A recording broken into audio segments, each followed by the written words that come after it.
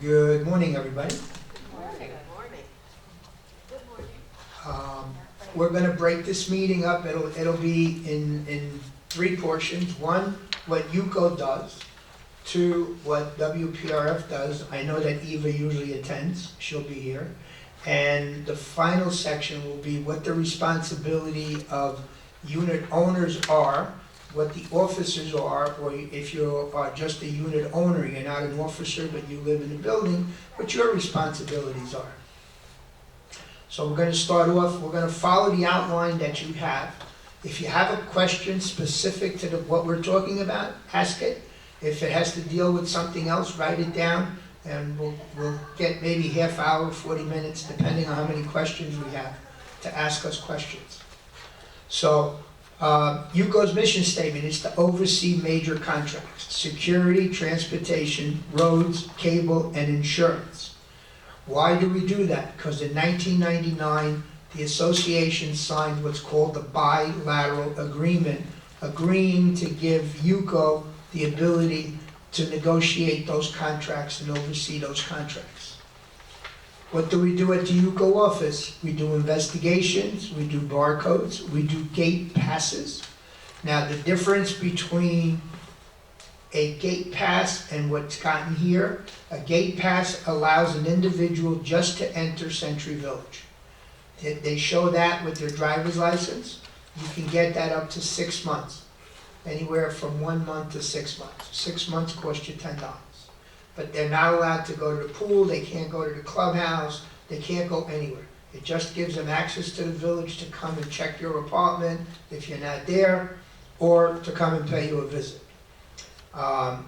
If you don't want to spend the money, they have a program that's called Gate Access, where you're allowed to have 6 permanent guests to be put on that permanent guest list.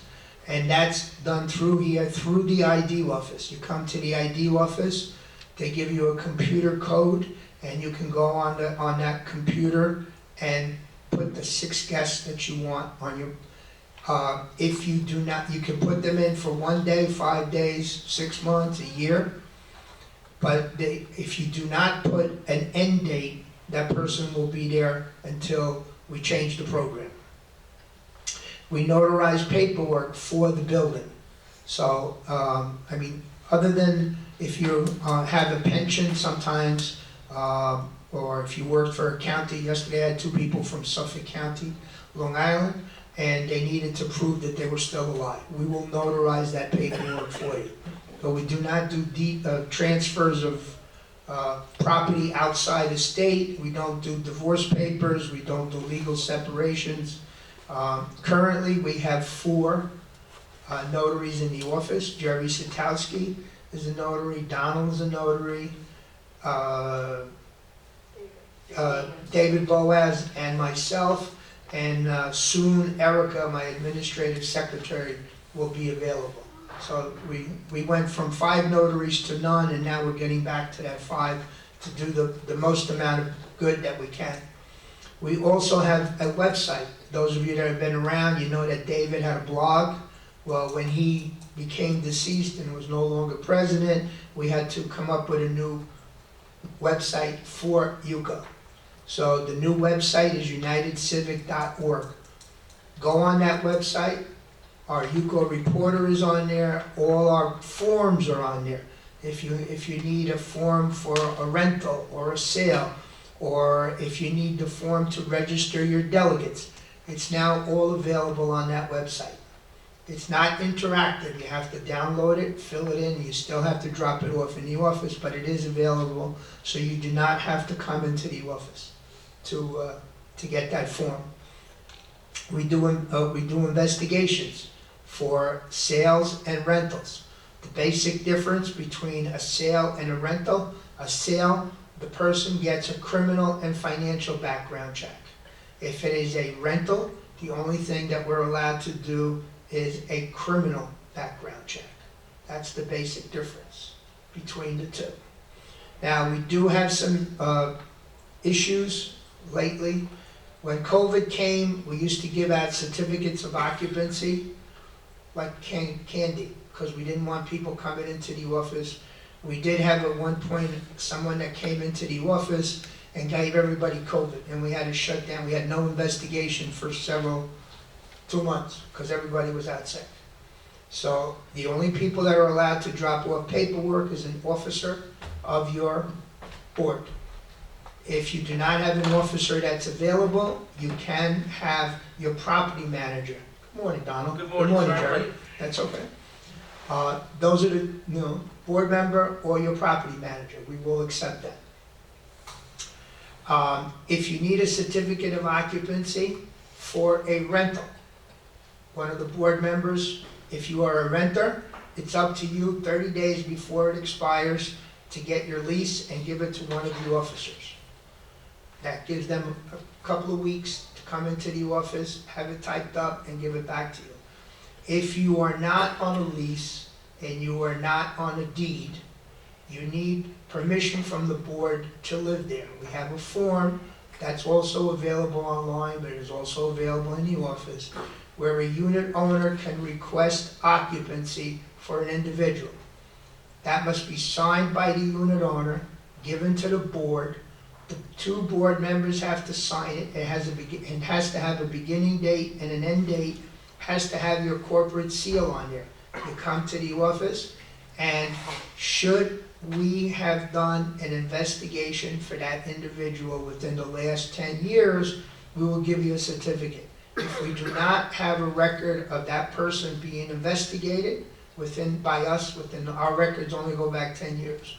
If we have not, we're going to tell you that that person needs to be investigated. Okay? Why does UCO do investigations? Because the bilateral agreement that everybody signed, most of you signed, once it would reach 75% became binding. Okay? That's your contract with us, and we do it. If you do an investigation with us and you are a board member and you have a question about the information that you received, and you feel that you may not want this person to live in your building, whether it's a sale or a rental, you can ask for a legal opinion. That goes out to our attorney. The attorney will give you a legal opinion within a couple of days. And the attorney may say, yes, you may have the right to reject. If you follow the directions of our attorney, and you reject an individual, and you have a lawsuit under directors and officers that you have, and you're insured by us, there is a $5,000 deductible. We will pick up that $5,000 deductible. In the last 10 years, we've paid out 3 times. So our attorney is pretty accurate if you follow his directions. Now, should you get our opinion and you have another attorney and you go to that attorney and you don't follow our attorney, you follow your own, or there's a dispute, you may have a problem. We're batting 97%. So just keep that in mind. You know the village is divided into 4 quadrants. We have Jerry Satowski, you know, is a vice president. You know Stu Richland is a vice president. Bruce Stutzman is a vice president, and Patricia Caputo is a vice president. So depending on where you live, you can call up and ask for your vice president if you have a question. You're welcome. If your vice president is not available or is tied up, ask for one of the other vice presidents. If all 4 vice presidents are tied up, which happens sometimes, you can ask for myself, and if I'm tied up, you can ask for Donald. So you have 6 people that you can ask questions to. When he's not buried in his phone. Right. When Donald is not buried in his phone. So the one thing that we can't do is give you legal advice. And that's like 90% of the question. I just have a question. How do I get rid of a bad tenant? Okay? It's amazing. Or if you have another situation, somebody that's smoking, somebody that's doing certain things, we can tell you where to go, but if it involves asking a legal question, we're not going to be able to answer it. We're not attorneys. We all have many years of experience on dealing with problems, especially in the office. We see them every day. But we can't give you legal advice. So please don't be upset if we say you need to talk to your attorney. And 50% of the time, we don't have an attorney, okay? Every association should have an attorney that you can fall back onto, okay? And especially in today's world. Management company. Over the last several years, there's been proponents that say, well, you can self-manage your own building, okay? One, we don't recommend it.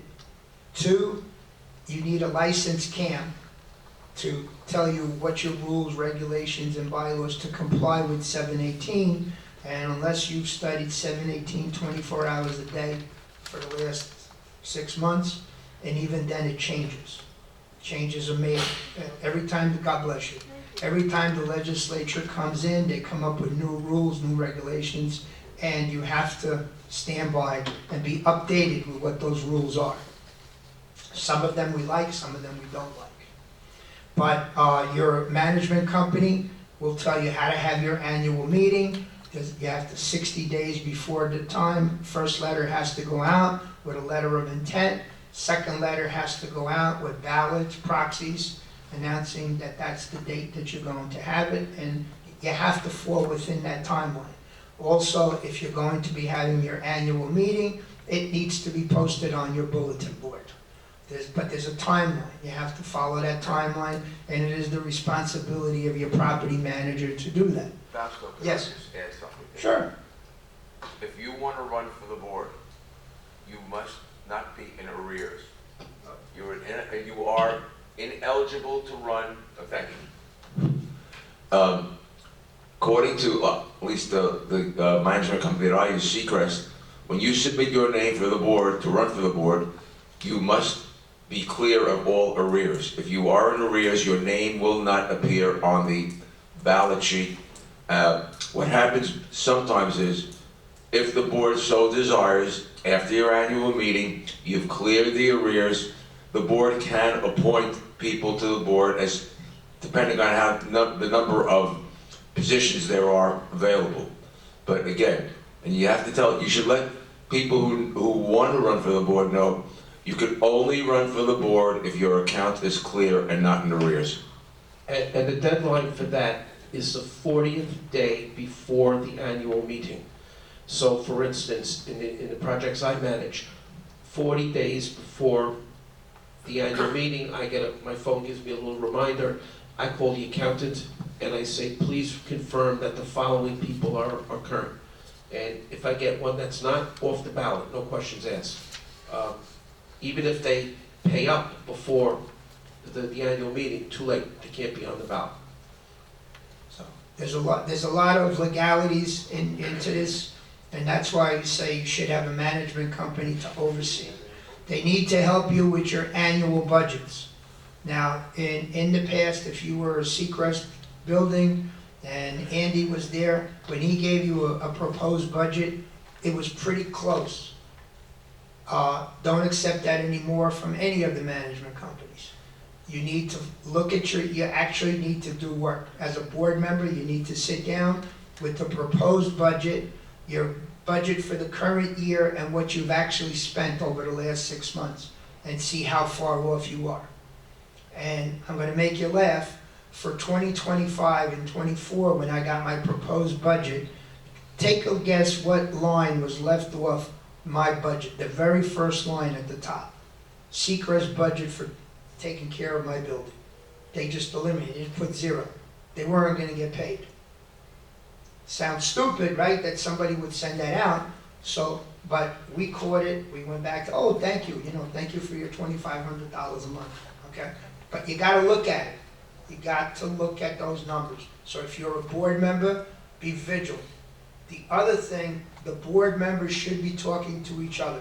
They should be looking at those bills. They should be looking at the expenses that are going on, okay?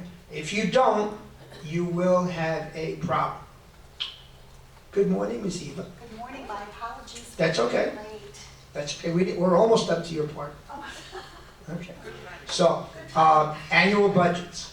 Annual elections, I explained, there's a schedule. Once you've had your annual election and you've been elected to the board, Your management company updates Sunbiz. You are all Florida corporations. We have 309 of them inside Century Village. Each one needs to file an annual. Last year, we found 40, right, that were late. No, more than that. There was over 40 associations that were currently not filed with Sunbiz. And, 70? well, there was a few that were actually more than a year. Yes, some of them were 2 years in a row not filing, and they were administratively dissolved. They were no longer condominiums. That's bad. There was one that was dissolved. Was dissolved. So So- you can't even write a check once that happens. So they had to spend a little money and a little lawyer to get it straight. It got straightened out, long story short. So if you are a board member, stay on top of your management company, check your bills, and please, Patricia and I last year went to a building where the treasurer said, and he made no qualms, I have not seen a financial statement in 9 years. You are the treasurer. If you do not get a financial statement, 1 month, 2 months, you should be getting on the phone and making sure that you get it. And if you are an officer, one of the other officers, and you don't get a financial statement, you should be knocking on the door of your treasurer and say, I want to see a financial statement. Get a hold of your management company. Don't trust your management Right. company to make that filing. Right. The day after your annual meeting and your election, that's when the filing needs to be done, not right before the deadline, which is May 1st. Go on Sunbiz and check yourself.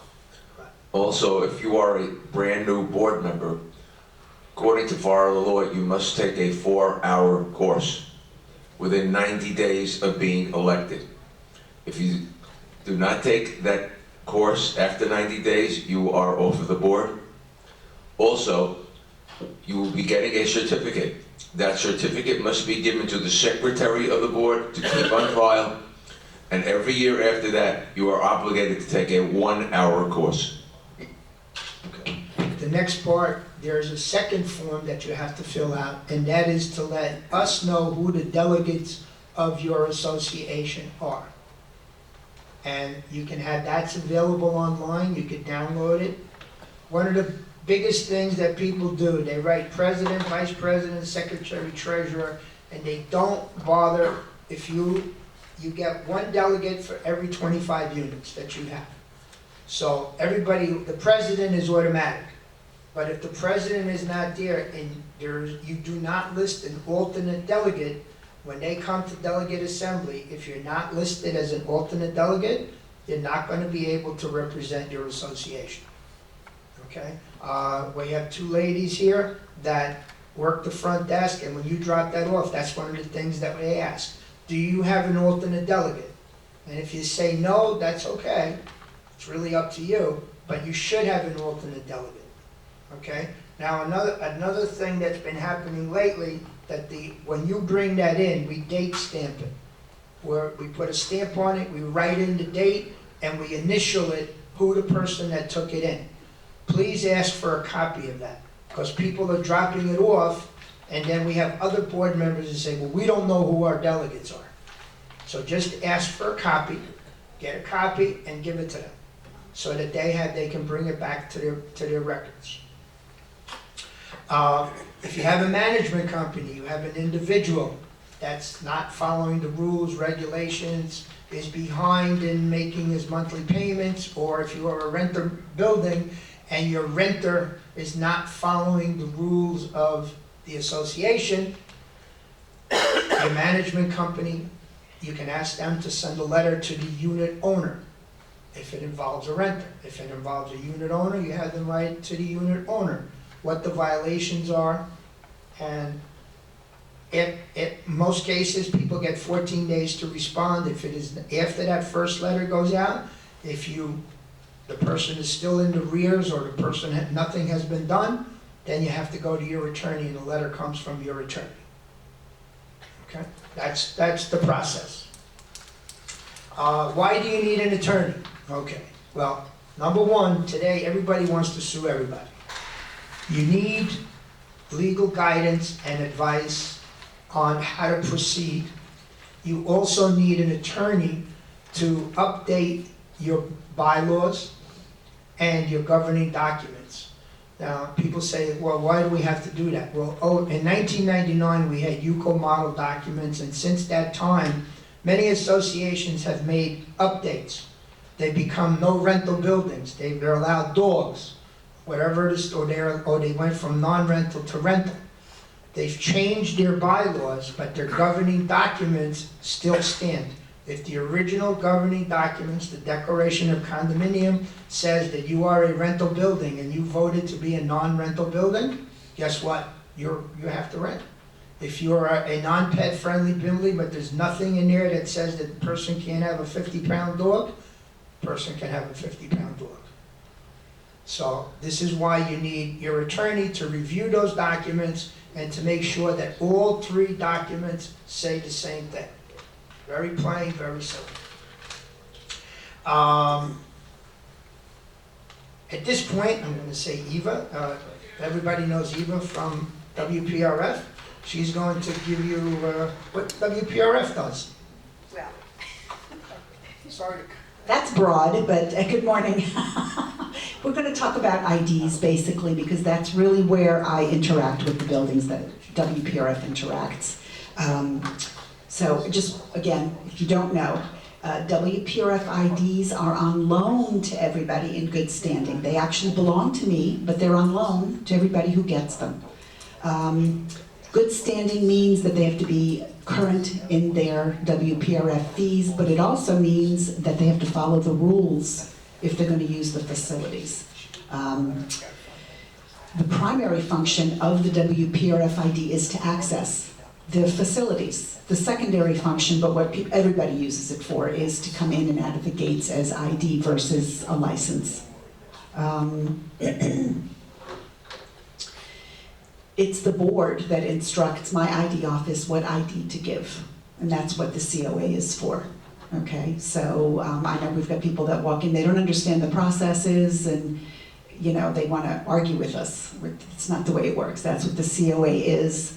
COA requires 2 signatures, and that's easy in season because everybody's down, but over the summer months, many times we've got buildings with maybe 1 board or no board members. So we try to do what we can to work with the buildings. We will take a form with 1 signature if you have nobody else that you can get a signature from.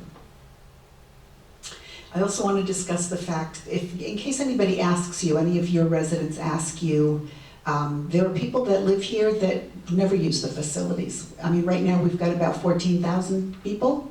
If everybody converged on the rec facilities, I could not accommodate everybody. So there are many people that live here. They carry the ID, they use it at the gates, but they do not come to the facilities. That does not mean they can opt out of the WPRF payments, and I've had several people come to me recently. Well, money, you know, for some people money's getting tighter and they don't use the facility, so they think, okay, I should be able to opt out. They cannot. It's in the rec lease. You are bound to the payment if you own the unit, and so that way, if anybody comes to you with that, you can let them know that, but certainly they're welcome to come to my office and I will have that discussion with them. I always say, look at the back of your ID card. On it, it tells you there's no copying, there's no loaning, and the IDs will be confiscated when presented. And I'm amazed at how many people will loan it out even though it's their picture on the ID. That means it's for your specific sole use. Also, when they copy the ID and all that language on the back is staring up at them, they still make the copy even though it says that they shouldn't.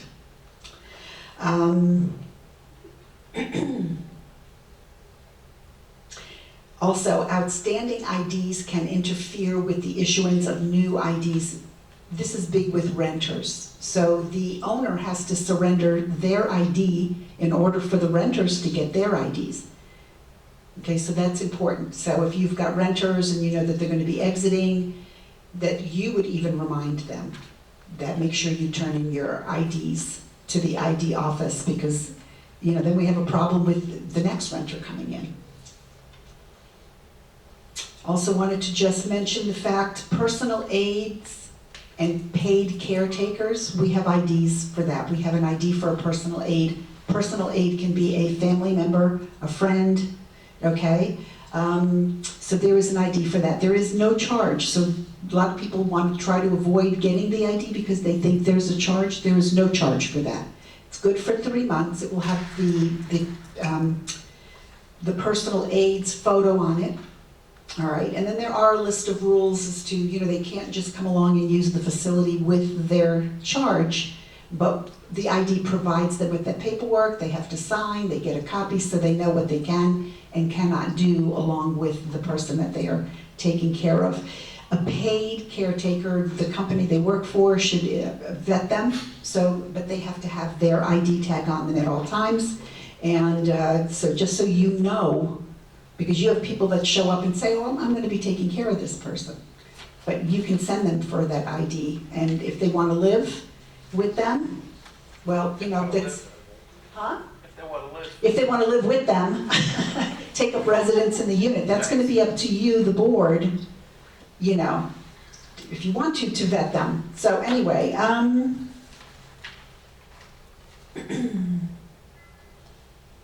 we do have new owner packets. We give them out when everybody presents themselves to the ID office, but as a building, if you ever wanted to have some on hand, you could certainly request them. And then if your new unit owner or tenant or whoever says that they didn't get one, you would have one on hand or certainly could send them back to us for a copy.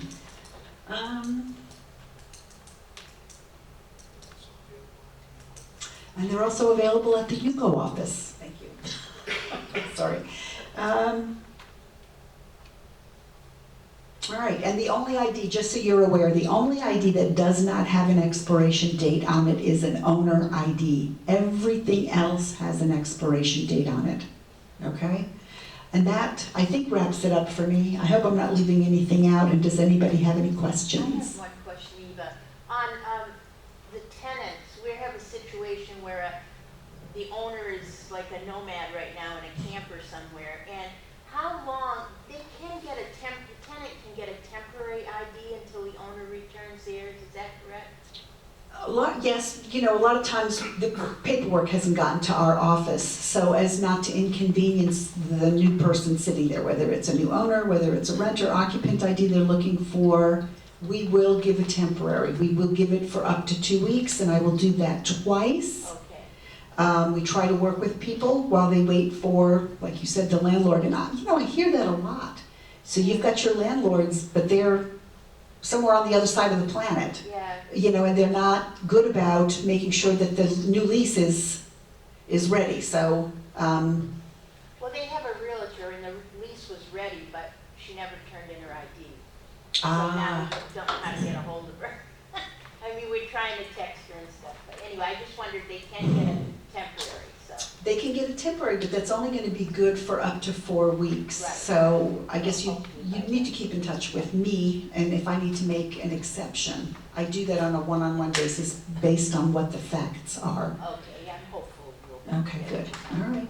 Thank you. Anybody It would else? be a good idea to, if you have a realtor, remind the realtor to make sure that they have the owner's ID available, because that might hold up the renters. Yeah, we did You that. should not be reaching out to the unit owner. The realtor should be doing that. That's their job. Yeah, well. But- You're not. They're making commission on renting the apartment. I know. Okay, so if they don't get a commission until they get that ID put in place.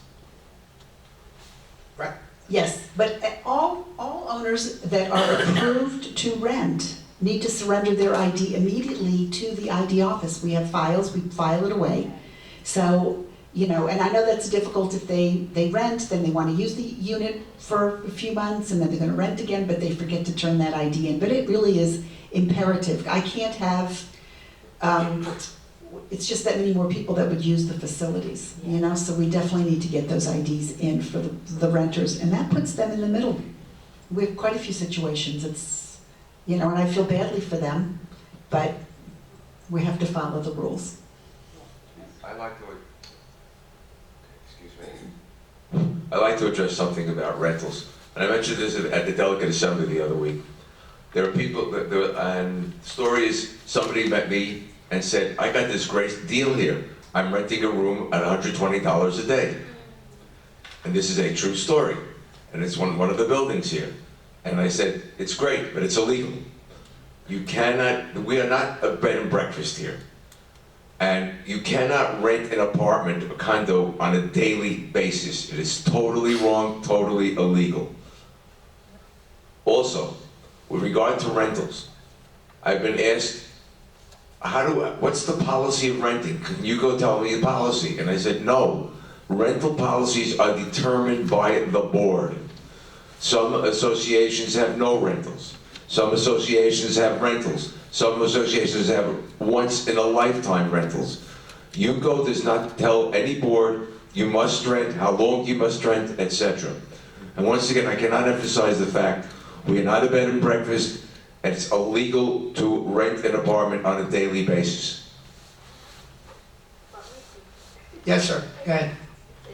What's the cost of a replacement ID if it's lost, please? That would be, It would be $25 if the pocketbook was stolen, and you have a police report, then the replacement would be $5. Oh, really? Mhm. Oh, thank you. Mhm. That's if a crime was committed and it was stolen.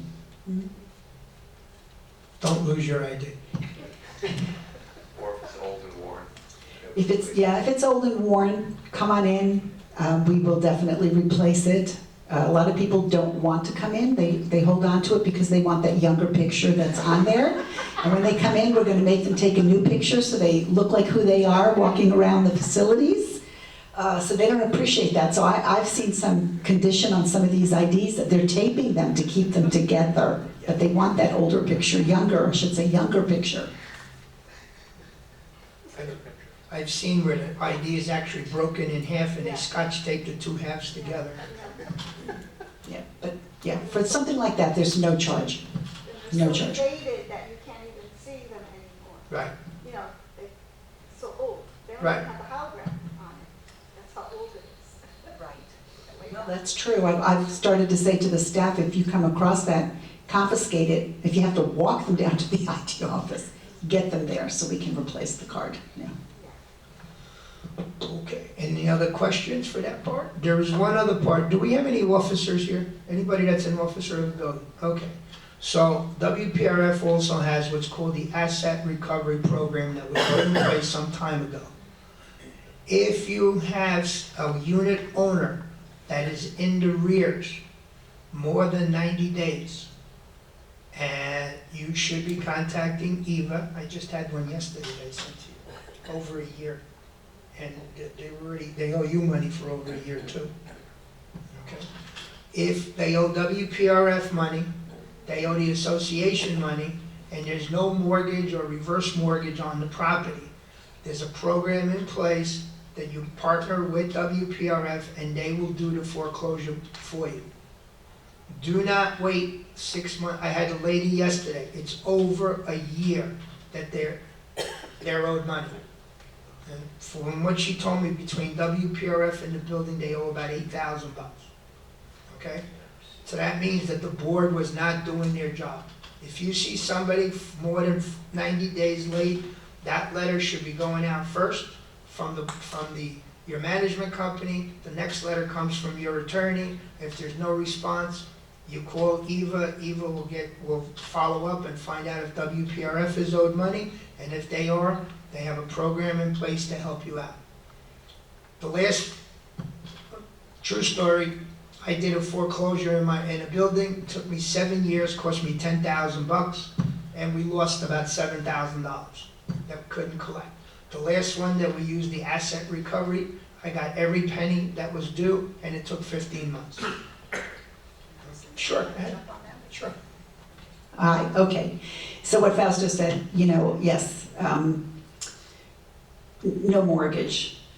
And then we do all the legal work, okay? But when the apartment goes to auction and it's sold, then WPRF we hold first position, so you know that we take our money back, and that would include legal fees.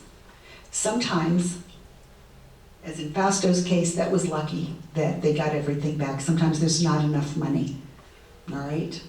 So just so you know, it's not always going to be a win, and you're not going to always get every dime back. But You know, when we take over everything legally, you don't have to worry about it. You don't have to be placing calls to an attorney or anything like that. It does make it a lot easier, but just so you know, there's not a guarantee that you will get every penny back that's due the building. Most cases, like yesterday, the lady that came to talk to me, she hired an attorney to do a foreclosure on the apartment. First to put a lien and then did a foreclosure. Well, 14 months later, she found out that the attorney never perpetuated the foreclosure. So she has to start all over again. Okay?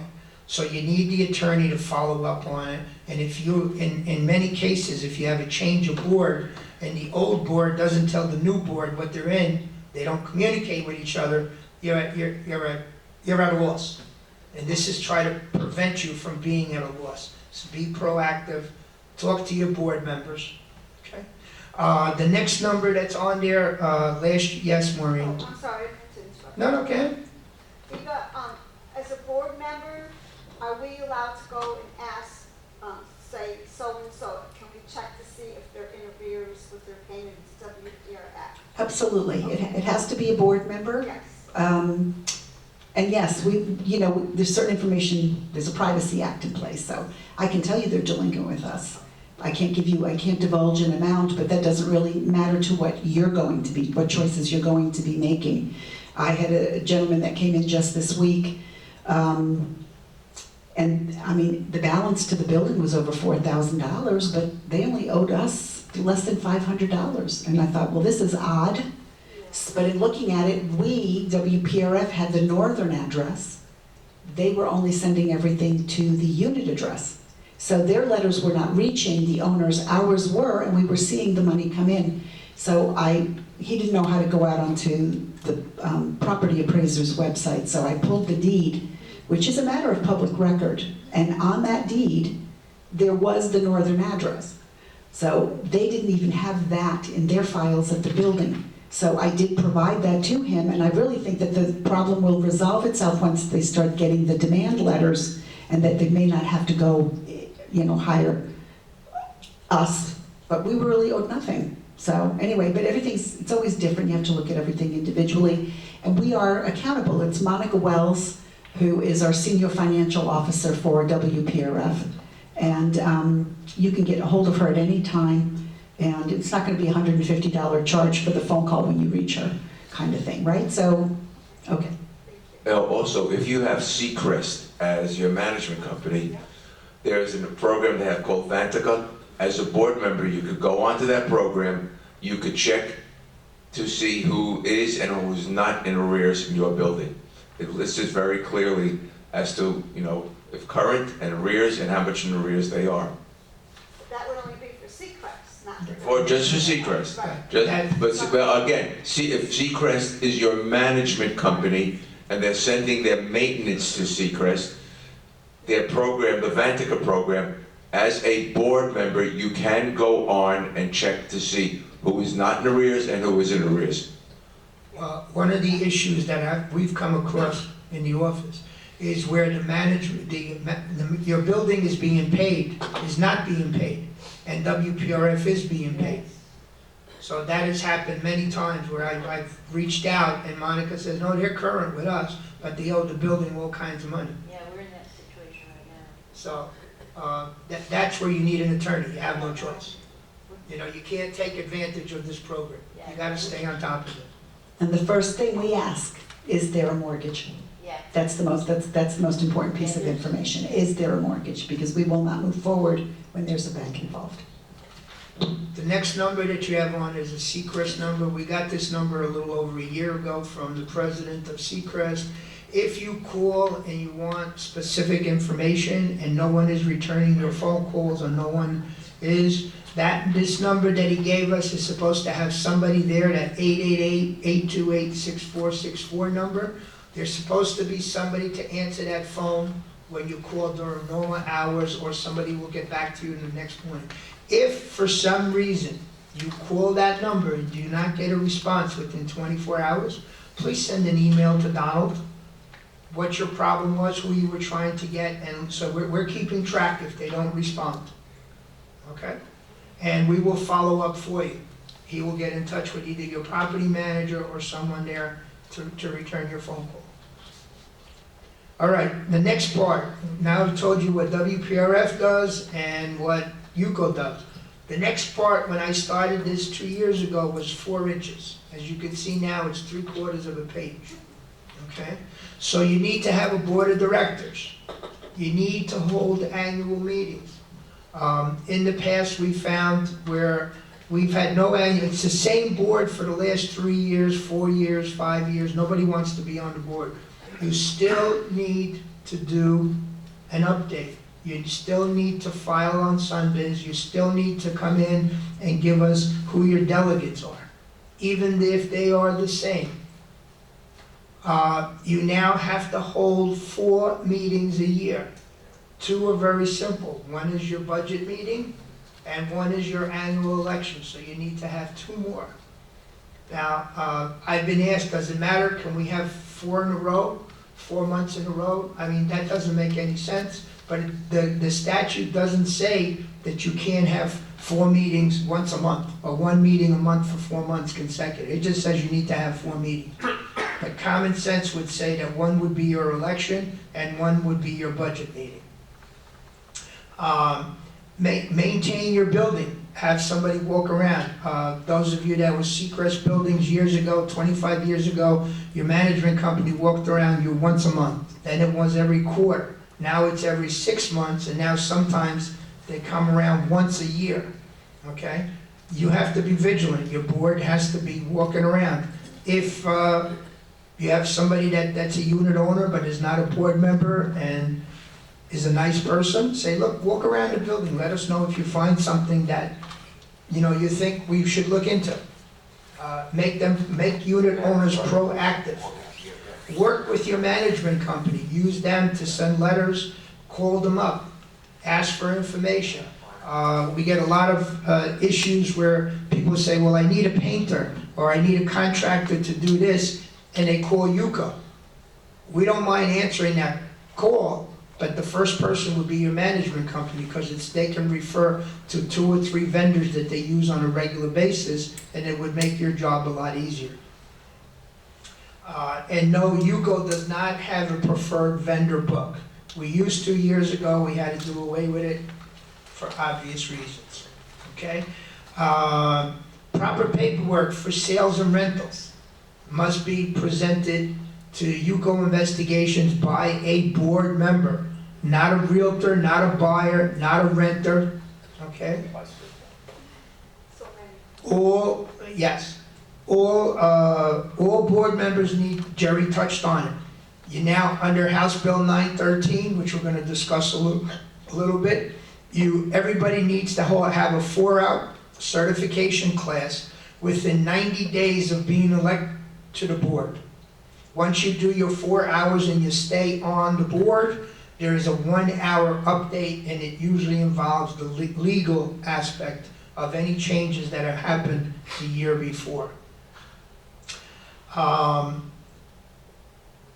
Association delegates should attend monthly meetings. If you are a delegate for your association, you need to know what's going on, and every month, the first Friday of the month, we have a delegate assembly, which is open to everybody.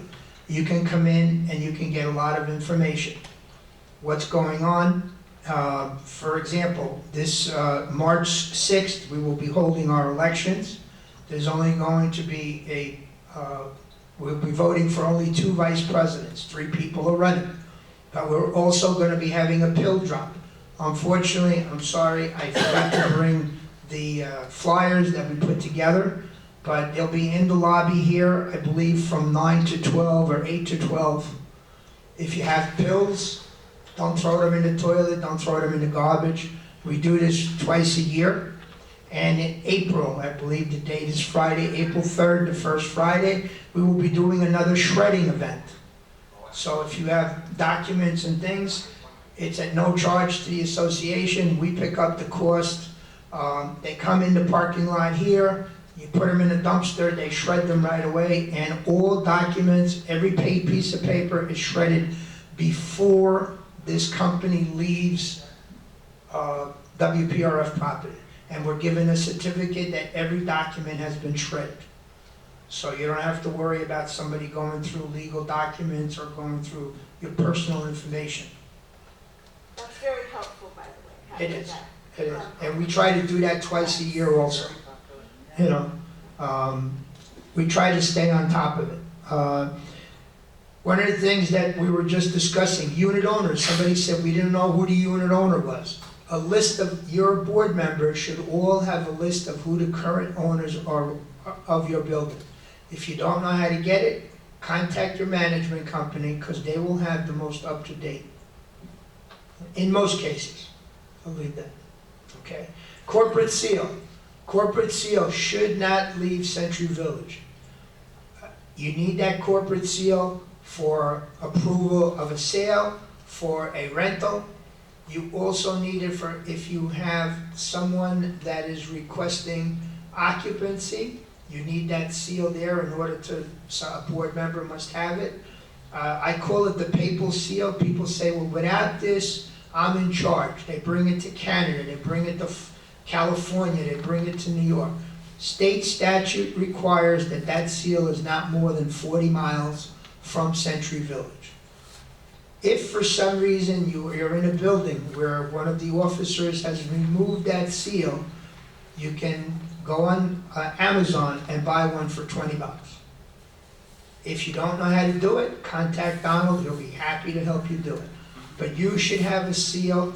If you're one of the officers of the building, you should know where that seal is at all times. And you're allowed to have more than one. Yeah, you can have more than one, absolutely.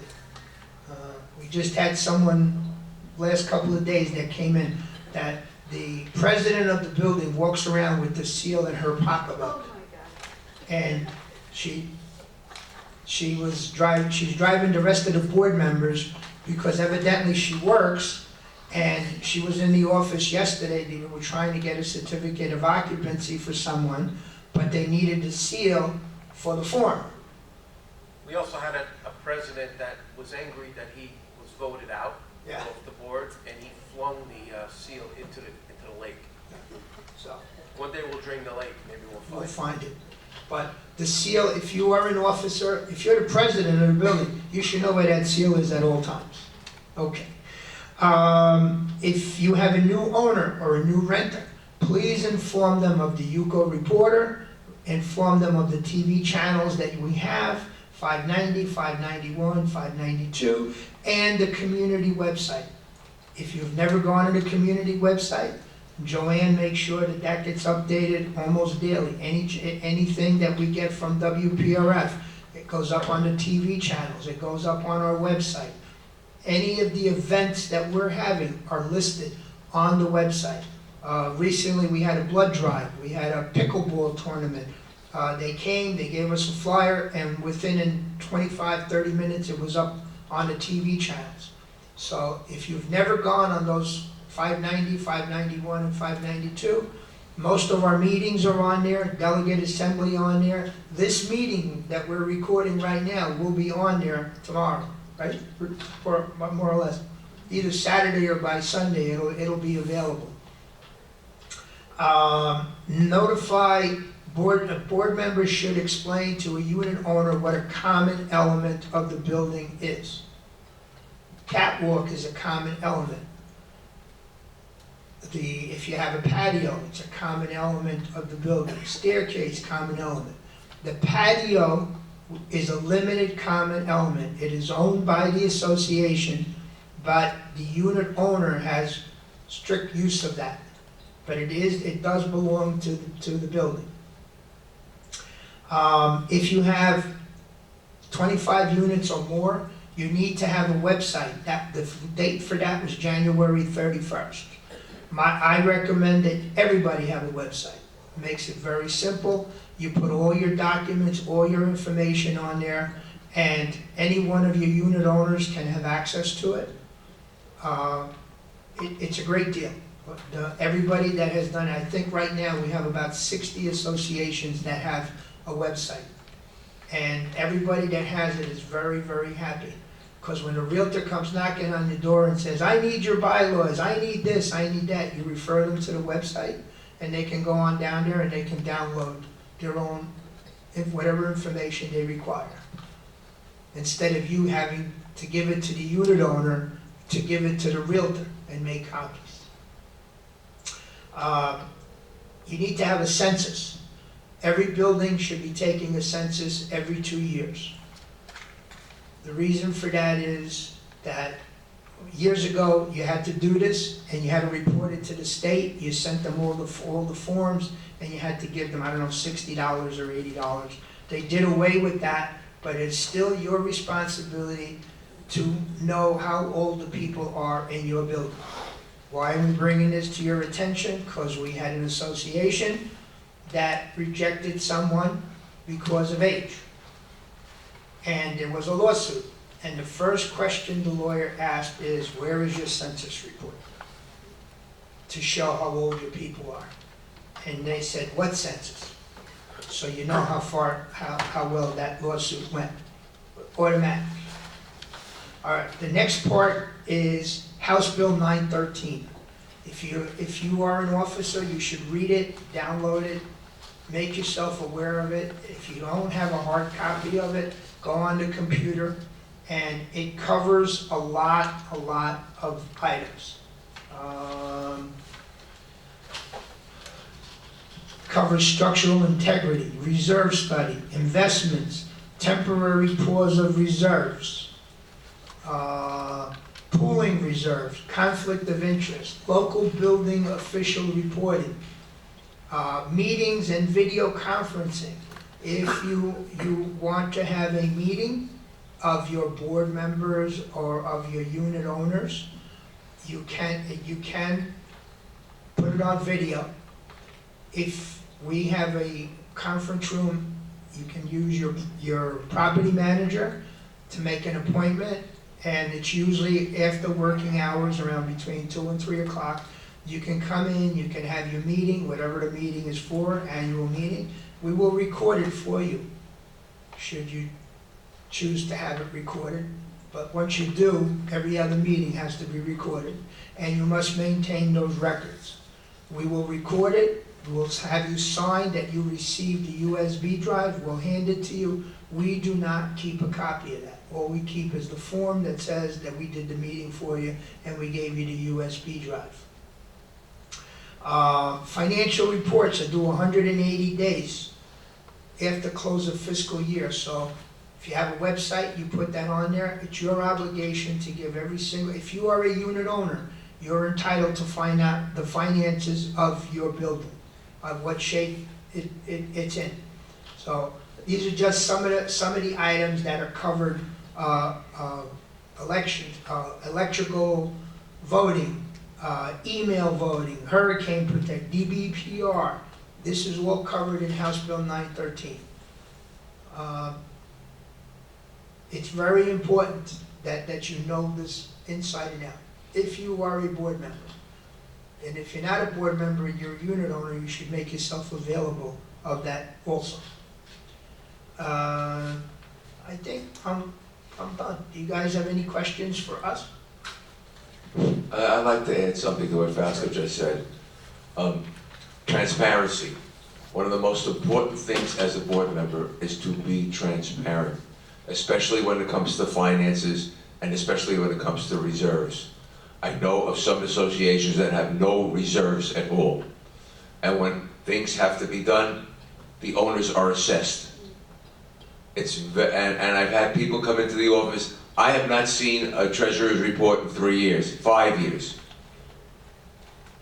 You are looking for trouble if you're not transparent. Owners should get a copy of the financial report. Owners should know exactly what's in your reserves.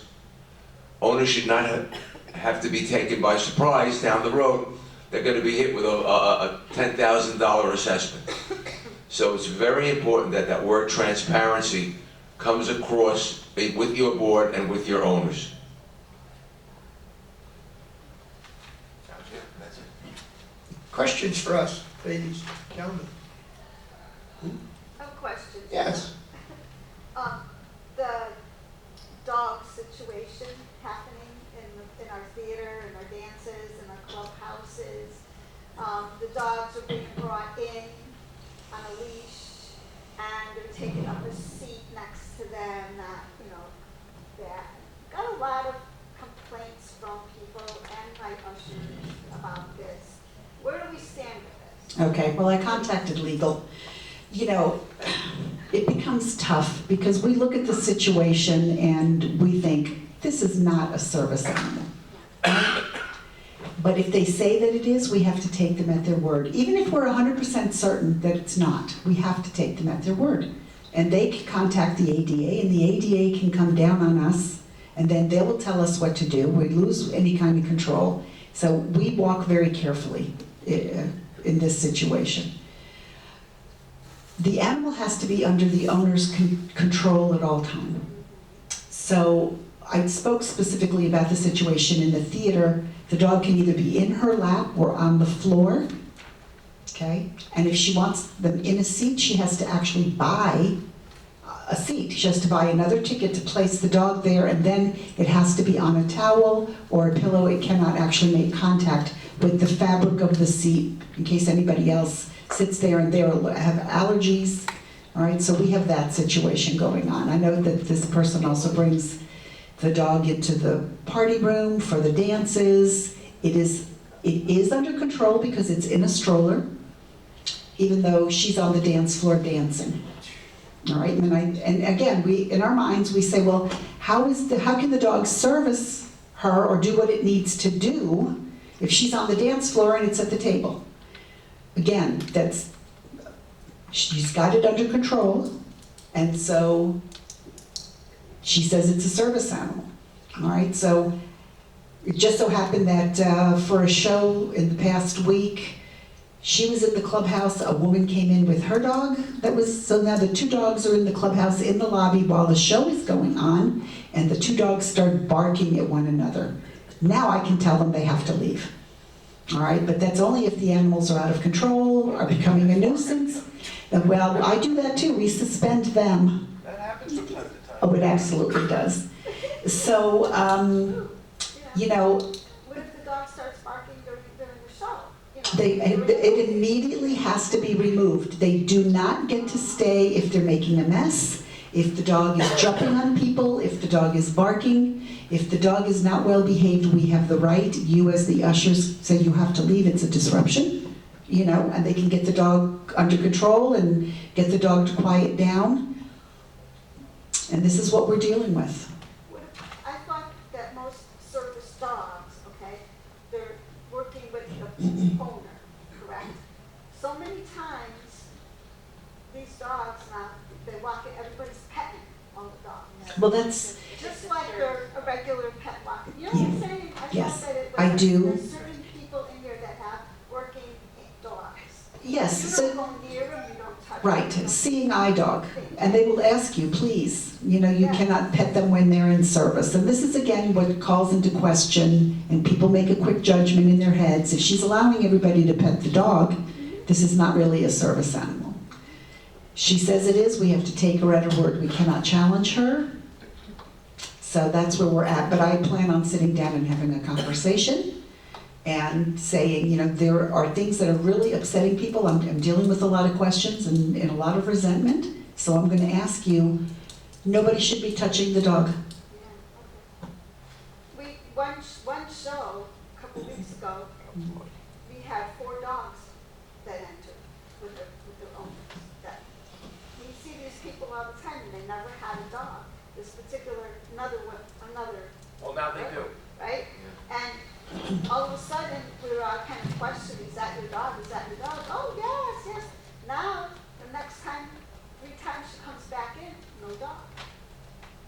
Is that new this year, having dogs in the theater? It's not really, but. Well, I think that this particular woman, she moved and she just brings that dog everywhere. I mean, that dog just goes everywhere with I her. just haven't seen it, but this year I didn't happen to get any tickets. so- But I think that for those people who have dogs and haven't been bringing them, now they're willing to fib and say, oh, no, it's not an emotional support animal or a pet, it is now a service animal because they want them with them. That's what's happening. I know that's what's happening. The reason we're seeing an increase is because of this particular situation. the dog is not, with them when they come in the feed. I mean, it is, but they're taking up a full seat. No, they cannot. That's a movie thing. So now this is Pictures. going to become a function of the ushers, that they're going to have to say, I'm sorry, unless you have a ticket for that dog and a blanket or a towel, that dog has to be on the floor or in your lap, period. Why not ban Wolf from the theater? They are allowed to have everything that everybody else has. They're paying their fees, therefore we have to work it out that they have access to everything that everybody else has.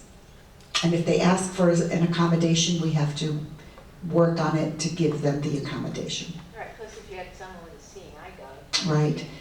Yeah. You know, interestingly enough, I was in Deerfield for 7 years, and the village there took a stand, and they spent the money to hire attorneys, and it wound up in court, and they won. They do not have dogs in that village, the way we have the situation here. Who knew it was going to go that way?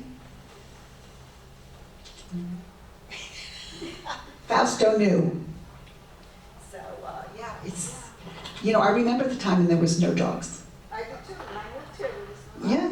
I don't remember the name of the association, but there was a gentleman that came at delegate assembly and said, well, we have 24 units and now we have 23 dogs in our unit, in our building. Everybody's entitled to have a dog.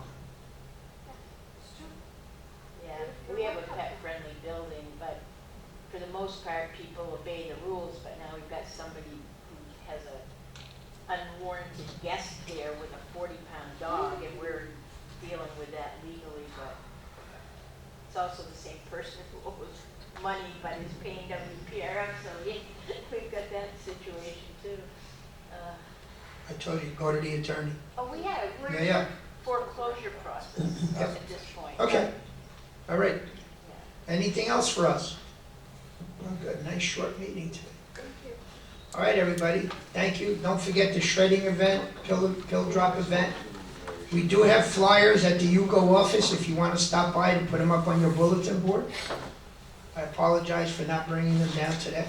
We But- also attached to Donald's thing that he sent. I know, but not everybody gets those, Um, I so. think everybody reads it. Thank you, everybody. People have a life, because I think